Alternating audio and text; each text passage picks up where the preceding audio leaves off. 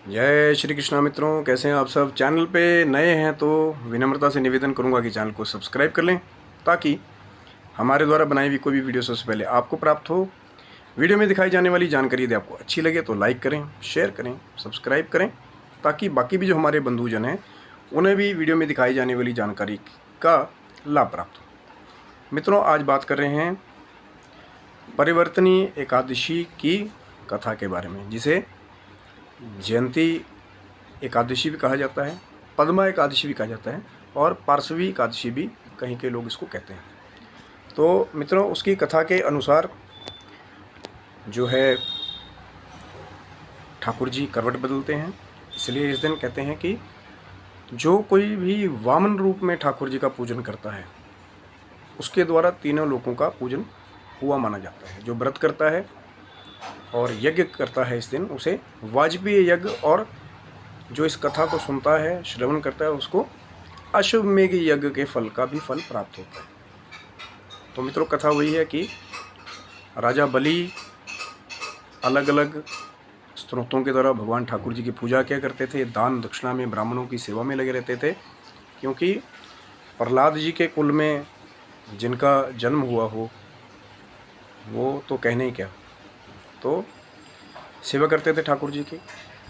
और पर इंद्र से कहीं ना कहीं द्वेष के कारण 100 यज्ञ करने का राजा बलि ने संकल्प किया था, क्योंकि सब चीज़ों को राजा बलि ने जीत लिया था।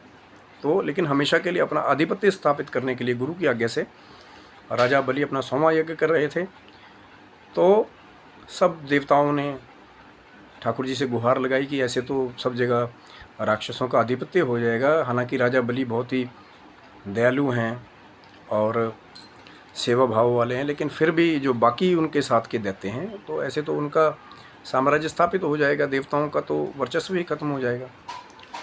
तो इस कार्य की सिद्धि करने के लिए ठाकुर जी वामन रूप धारण करके, छोटे से ब्राह्मण का रूप धारण करके, छतरी लेकर के हाथ में, जैसे कई सीरियल्स में दिखाया जाता है, फिर राजा बलि के यज्ञ में गए और राजा बलि ने उनसे निवेदन किया कि महाराज ब्राह्मण देवता, आपकी क्या सेवा करूं, जो आपको चाहिए वो आपको अवश्य मिलेगा। तो वामन रूपधारी ठाकुर जी ने, भगवान विष्णु ने, नारायण ने कहा कि मुझे सिर्फ 3 पग भूमि आप दे दीजिए।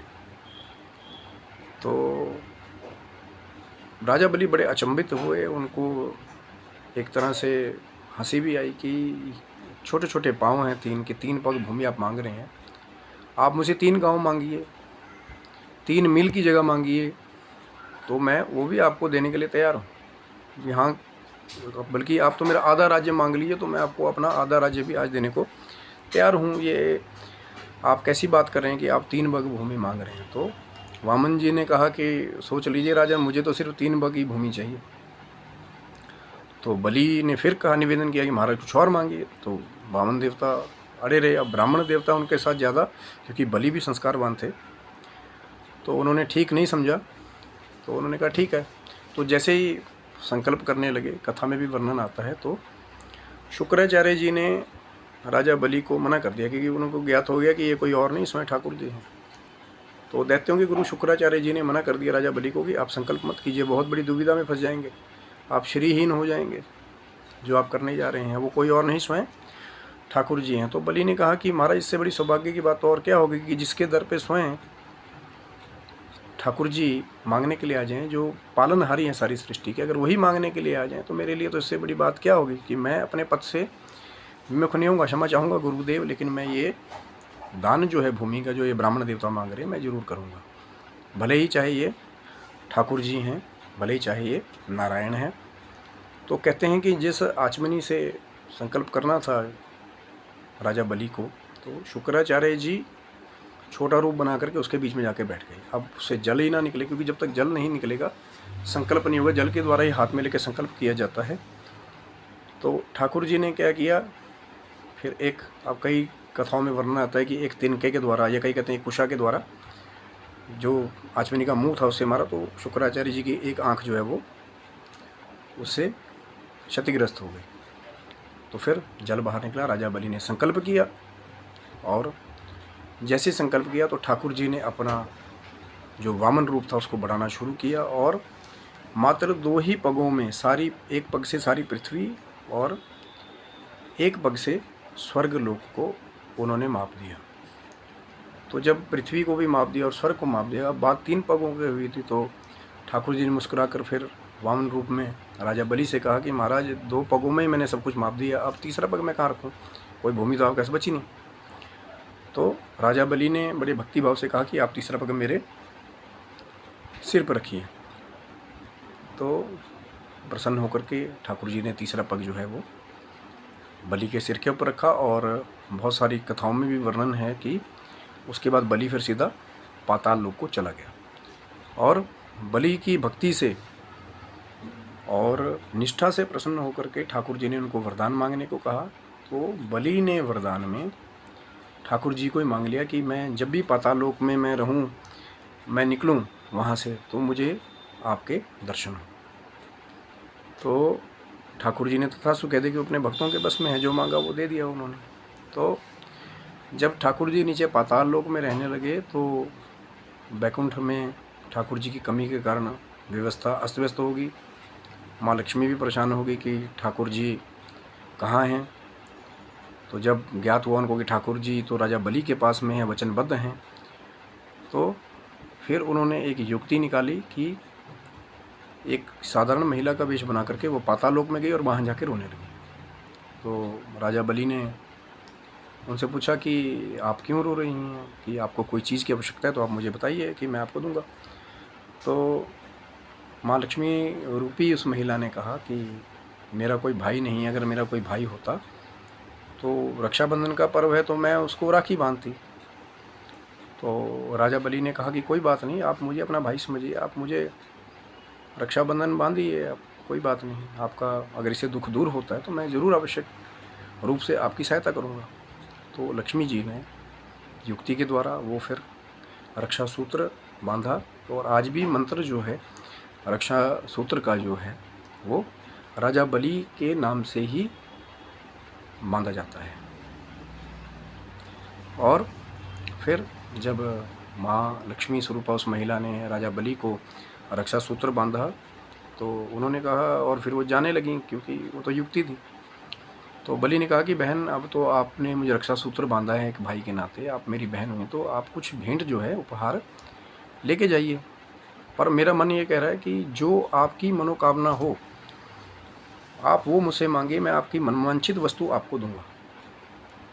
तो लक्ष्मी जी ने कहा कि सोच लो, बलि नहीं दे पाओगे आप जो मैं मांगना चाहता हूँ। तो राजा बलि ने कहा कि बहन, आपके लिए कुछ भी मेरे को अदे नहीं है, जो भी आप मांगना चाहें निसंकोच मांगिए, मैं आपको ज़रूर दूंगा। तो फिर माँ लक्ष्मी ने जो युक्ति बनाई थी उसके तहत ही भगवान विष्णु को वापस मांग लिया। तो राजा बलि थोड़े से दुखी हुए कि अब ठाकुर जी जो है उनको वापस देना पड़ेगा, लेकिन ठाकुर जी जो भक्तों के बस में है, उन्होंने बलि को ये वचन दिया कि बलि चतुर्मास के लिए, 4 मास के लिए, देव शयनी एकादशी से लेकर देव उठनी एकादशी तक मेरी वामन रूप में एक मूर्ति आपके पाताल लोक में रहेगी, और मैं वहाँ भी योग निद्रा में, जो शेषनाग के ऊपर क्षीर सागर में जो दूसरी मूर्ति है, तो इसीलिए ठाकुर जी को 4 महीने जो है वो योग निद्रा के लिए जाते हैं। और ये बहुत ही गुप्त रहस्य है कि क्या वाकई में ठाकुर जी सोते हैं या अदृश्य रूप से भी अपने भक्तों के बीच में विचरण करते हैं। तो ये एक गुप्त रहस्य की बात है। तो ऐसे भगवान की एक मूर्ति वामन रूप में 4 महीने के लिए, चतुर्मास के लिए, जब तक देव उठनी एकादशी नहीं आ जाती, पातालोक में रहती है। और जो शेषनाग पे जो दूसरी मूर्ति है भगवान विष्णु की, वो योग निद्रा में प्रतीत होती है। तो ये थी मित्रों परिवर्तनी एकादशी। इस दिन ठाकुर जी परिवर्तन करते हैं, करवट लेते हैं, तो उनका पूजन करना चाहिए। और वामन रूप में, जैसा मैंने कहा था, उनका पूजन करने से फिर तीनों लोग पूजित हो जाते हैं। और फिर इसके बाद जो है ठाकुर जी वैकुंठ में ही रहे जब देव उठनी एकादशी आ जाती है। आशा करता हूँ मित्रों वीडियो आपको अच्छा लगा होगा। इस परिवर्तनी एकादशी, जिसको पार्श्वी एकादशी भी कहते हैं, जयंती एकादशी भी कहते हैं, कई पद्मा भी कहते हैं। और वीडियो को लाइक करें, शेयर करें, सब्सक्राइब करें। तब तक ठाकुर जी करे कि आपका संपूर्ण परिवार स्वस्थ रहे, मस्त रहे, निरोगी रहे। आप अपने जीवन की भौतिक और आध्यात्मिक यात्रा को सुखद रूप से उन्नति की ओर ले जाएं और ठाकुर जी और माँ लक्ष्मी की कृपा सदा ही आपके परिवार में बनी रहे, ताकि आपको किसी भी चीज़ की कमी ना हो। चाहे आप गृहस्थी हैं, चाहे आप विद्यार्थी हैं, चाहे आप सन्यासी हैं, तो हर जगह ही दोनों भगवत कृपा, ठाकुर जी की कृपा और जो माँ लक्ष्मी जिसको हम धन ऐश्वर्य कहते हैं, उसकी भी आवश्यकता सबको पैर पैर पे पड़ती है। तो ठाकुर जी की यही कृपा, माँ लक्ष्मी की यही कृपा सदा आपके परिवार पर बनी रहे, यही कामना के साथ जो है वीडियो को यहीं पे विश्राम दे रहे हैं। तब तक के लिए आप स्वस्थ रहें, मस्त रहें और यूं ही अपनी आध्यात्मिक और भौतिक उन्नति की ओर अग्रसर होते रहें। जय श्री कृष्ण, जय माता।